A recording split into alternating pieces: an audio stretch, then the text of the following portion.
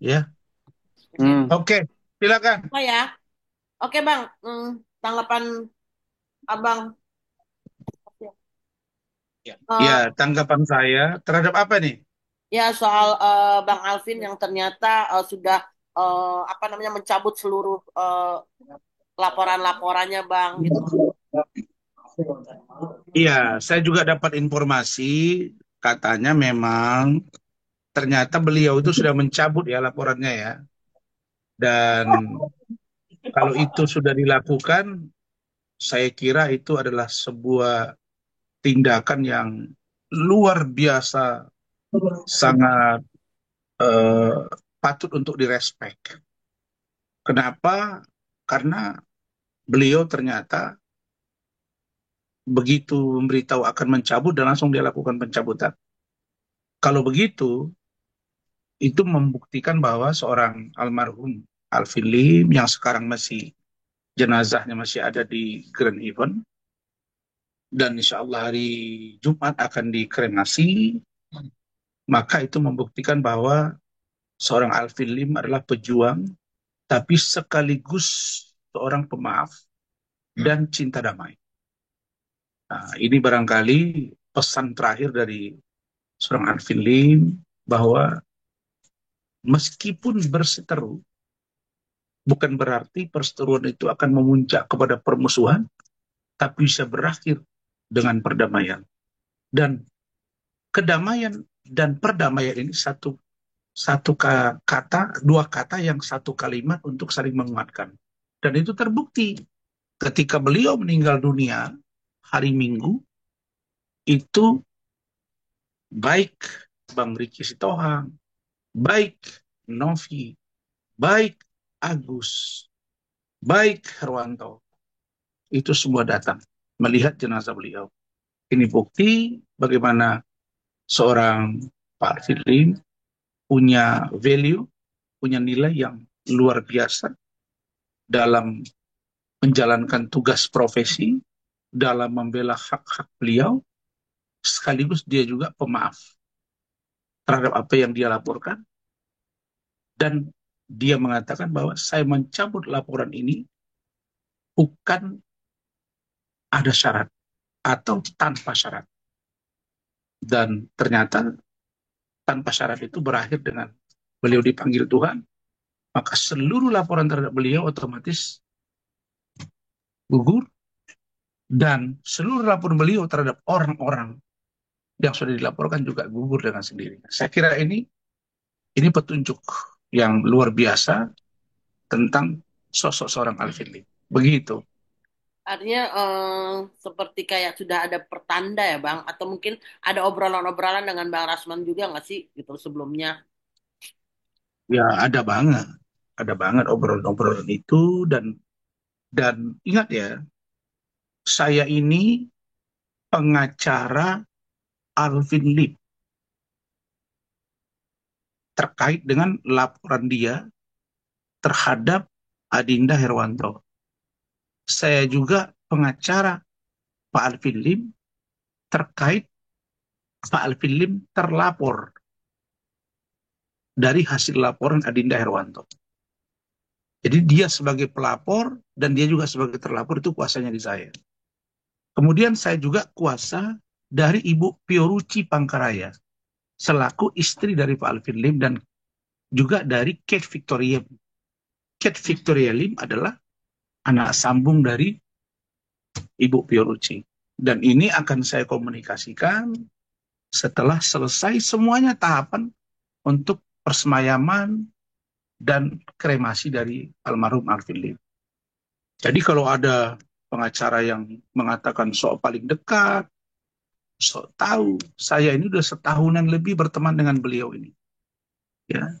Dan saya di kesempatan ini mengatakan bahwa ada seorang pengacara yang mengatakan Alvin Lim meninggal karena podcast, itu saya duga kuat pidana dan laporkan.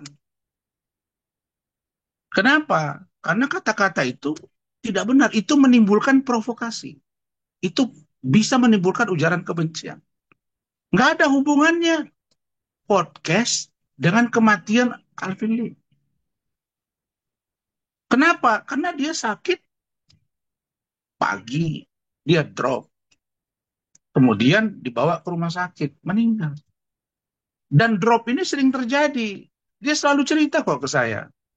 Sebelum cuci darah, sering drop. Lalu kemudian fit, dia cuci darah. Setelah cuci darah kan hampir 5 jam. Setelah cuci darah, dia drop. Nah, lalu kemudian sehat dia bekerja. Jadi nggak ada hubungannya podcast orang dengan meninggal. Jangan kau menimbulkan masalah baru. Ya, jadi saya luruskan itu. Dan saya orang yang pertama ya dari sahabat Alvin Lim sebagai lawyer dia ya. Saya duluan melihat. Saya lebih dulu melihat jenazahnya daripada Farhat. Saya duluan yang lihat. Saya yang juga langsung di situ berhadap-hadapan dengan Kate Victoria Lim. Saya juga yang di situ bertemu dengan Ibu Fiorucci. Kita yang duluan kok. Maksudnya apa? Saya nggak dengar kata-kata itu. Bahkan ada sahabat beliau situ nggak ada menyebut ke saya, bang ini meninggal gara-gara podcastnya karena eh, urusan Agus nggak selesai terus duit donasinya dibawa ke NTT. Apa urusannya? Nah, jadi terhadap itu saya mengatakan ini tidak boleh terjadi dan podcast tersebut dapat melaporkan yang bersangkutan. Nah, sedangkan mundurnya Bang Riki Sitohang itu sebenarnya Bang Riki sudah telepon saya. Kalau Bang Riki kemarin tidak bicara di Grand Heaven setelah melihat jenazah almarhum Alfie, saya yang diminta beliau sampaikan Adinda bahwa saya mundur per hari ini dari kuasa hukum Novi. Dan saya bilang oke bang, tapi keburu meninggal, saya duluan, saya nggak mungkin bicara itu di waktu yang meninggal dunia. Jadi bahwa mundurnya Bang Riki Sitohang dari kasus Novi itu bukan, maaf ya, bukan karena urusan sakit Pak Alvin. Tapi Bang Riki marah. Kenapa dana donasi dialihkan ke NTT? Karena dasar hukum apapun, sepemahaman saya juga tidak ada yang mendasari boleh dana donasi tersebut diperuntukkan ke tempat yang lain, sementara yang bersangkutan yang membutuhkan masih ada. Walaupun ada perdebatan, perselisihan, ya ada keributan, ada miskomunikasi dalam kasus ini. Tapi jangan lupa bahwa uang itu adalah uang yang didonasikan kepada Agus. Kecuali Agus sudah tidak membutuhkan uang dimaksud yang dapat dibuktikan dengan dasar hukum yang kuat. Surat pernyataan dan lain-lain. Tapi sepanjang dia butuh, uang tersebut tidak boleh dialihkan. Karena judulnya donasi, kan saya bilang di awal. Tapi Agus juga tidak boleh menyalahgunakan uang dimaksud gitu. Ya uang itu uang donatur yang dikelola oleh yayasan menjadi dana donasi. Tapi Agus tidak boleh menggunakan dengan suka-suka. Novi juga nggak boleh pindahkan dengan suka-suka. Di sini adalah penerapan hukum, ada kewajiban masing-masing pihak. Begitu. Jadi ini kasus Pak Arvin Lim saya katakan clear. Dia meninggal karena sakit gagal ginjal. Penyebab menjadi serius, tidak bisa cangkok, karena almarhum mengalami infeksi di paru. Salah satu sebabnya adalah selang atau saluran yang tempat cuci darah itu, yang sudah lengket di dada beliau. Itu, kalau nggak salah saya sebelah kanan itu. Itu penyebabnya gagal ginjal, bukan podcast. Kok podcast? Lagi podcast orang meninggal waktu podcast juga nggak bisa dibilang gara-gara podcast. Mungkin gara-gara serangan jantung. Sejak kapan orang meninggal gara-gara podcast? Terus ada berita tentang ini. Hebat banget urusan Agus sampai orang meninggal dunia. Jangan dipelintir. Saya kira ini hal yang serius yang tidak boleh dibiarkan. Apalagi dari seorang pengacara yang ngakunya orang hebat. Padahal nggak ada apa-apanya. Begitu. Oke Bang, kalau besok itu kan Agus akan hadir di sidang eh, para donatur. Nah, menurut Abang sendiri bagaimana Bang melihat ya artinya sudah mulai nih sidang persidang pemanggilan-pemanggilan itu. Udah dimulai nih Bang, gimana Bang? Ya, kalau memang itu proses tahapan peradilan, hasil gugatan, ya silakan, nggak apa-apa. Yang pengacaranya Pablo kan maksud kalian kan? Iya, iya Bang. Nah, kalau itu memang hakim akan menilai apakah berhak seorang donatur kemudian menarik kembali uangnya karena dasar misalnya Agus tidak menggunakan dengan yang sesungguhnya atau karena yayasan ini belum sempurna administrasinya. Itu biar diuji oleh hakim.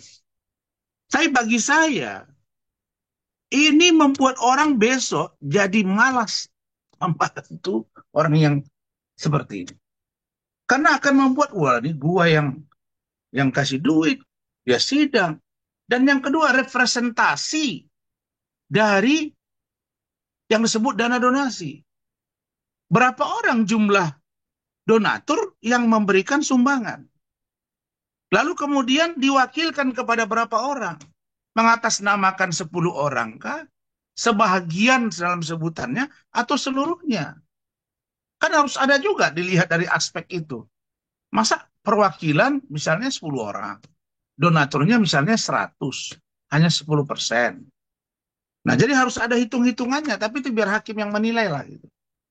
Tapi menurut saya ya aneh juga ya kalau ini sampai sidang, ya orang bantu misalnya ada yang bantuannya berapa, mungkin 100.000, mungkin 200.000.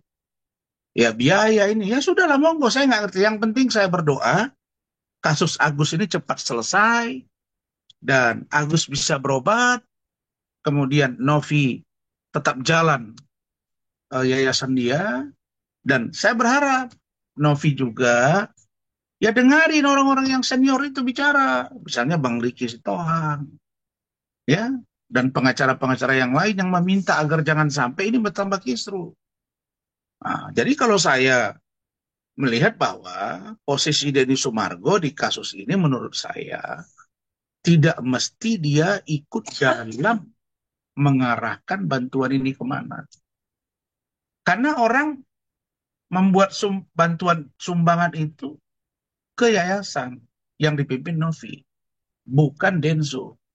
Tapi kalau Densu mengatakan bahwa ya udah kalau nanti uang itu ternyata diminta dan menang mereka, saya akan berikan dengan uang saya.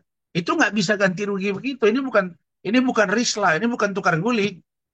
Ini aspek kepemilikan dan hak dari uang itu.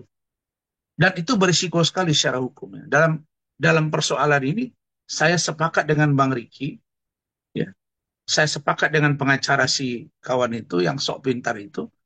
Tapi dalam hal meninggalnya rekan saya, Alvin, tidak ada hubungannya dengan proses itu. Begitu.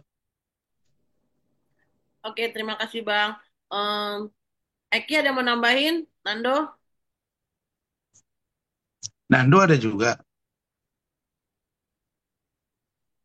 Tahu nih. Halo Eki. Halo Bang, halo Bang. Ya, Ya Bang, dengan Ando Bang. Ini musik tadi kan hasil di BAP di Polda Metro Bang ya, di PPA. Agus menyebutkan bahwa adanya kebanyakan itu drama Bang, janji manis. Mungkin gimana Bang, tangan apa Bang? ya.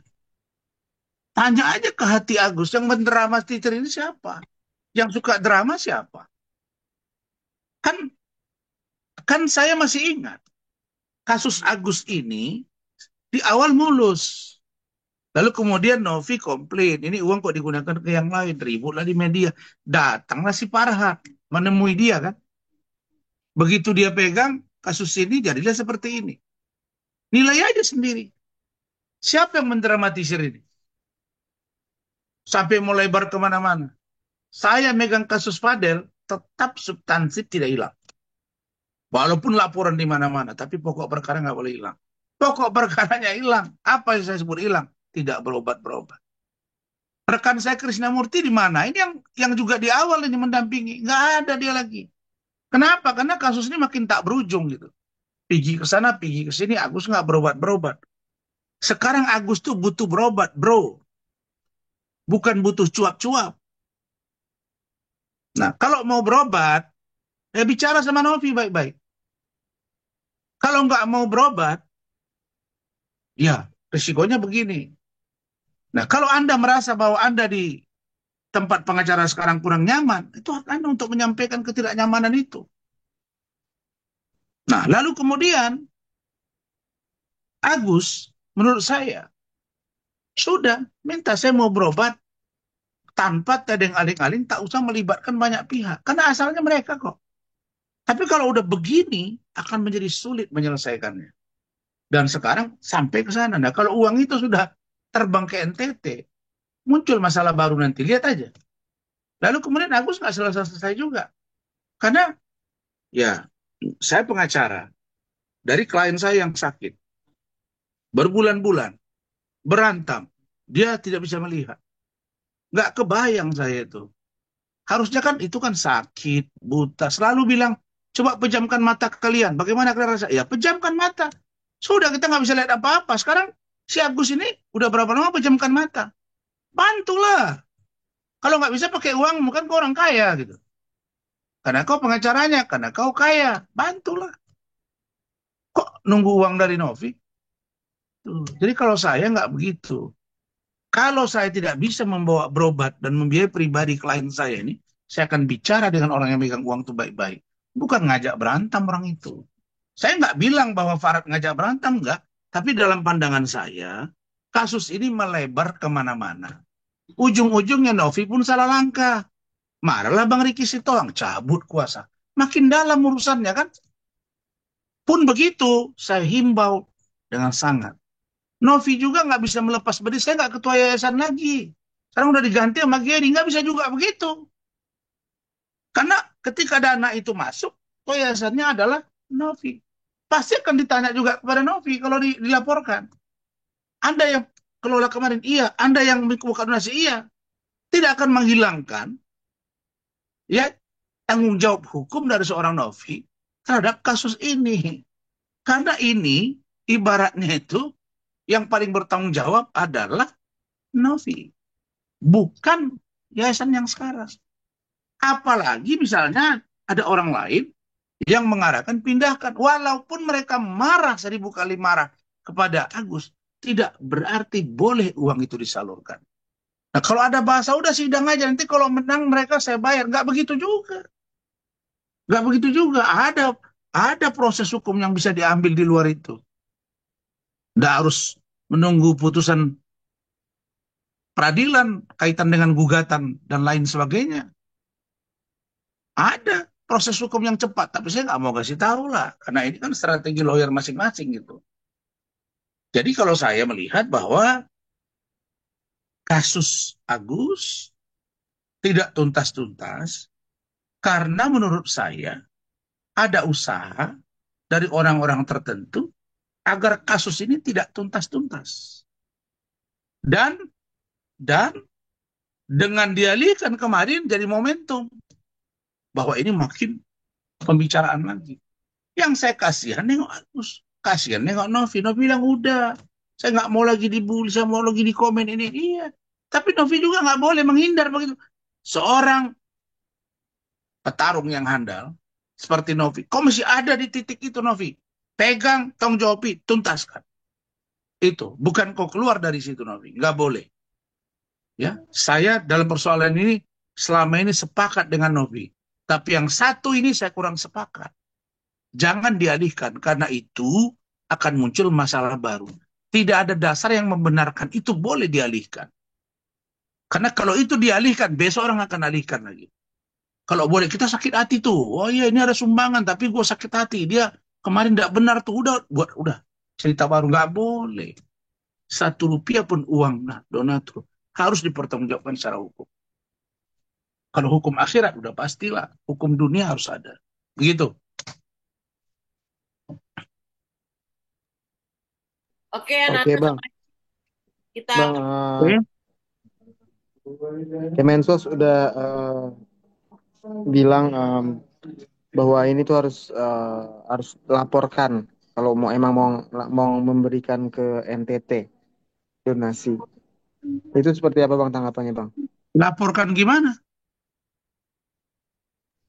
Maksudnya kalau emang dikirim ke NTT, ya pihak-pihak yang mengirim donasi itu ke NTT harus lapor ke Kemensos gitu Bang. Oh iya dong. Harus diberitahu ke Mensos peruntukannya apa, urgensinya apa, dan kenapa tidak diberikan ke Agus. Benar itu Mensos. Ke Mensos harus tahu kenapa Anda pindahkan, apa pertimbangannya. Kan Anda udah saya panggil, katanya berdamai. Kalau berdamai kasih duitnya. Kalau tidak mau, kalau tidak dikasih duitnya apa alasannya? Kenapa Anda tidak kasih? Oh Agus, aku panggil lagi Agus. Tahu kenapa nggak terima? Karena ini udah baru nampak aktornya siapa. Ini rekaman pembicaraan pun bocor. Kalau saya menduga nggak jauh-jauh orangnya itu. Udahlah, saya kira maaf ya, maaf sekali. Tolonglah, kita kalau lawyer membela klien, kalau bisa jangan terlalu lama, tuntas masalah tanpa mau berkepanjangan. Saya kira itu pesan moral dari saya. Agus, sekali lagi saya ingatkan, pikirkan dirimu untuk perobatan. Novi, jangan terbawa alur irama, karena akan merepotkan. Duduklah kalian untuk menyelesaikannya. Itu dari saya. Oke? Oke, Bang. Oke Bang. Oke. Terima kasih. Nanti hari apa kalian datang ya? Hari Kamis itu akan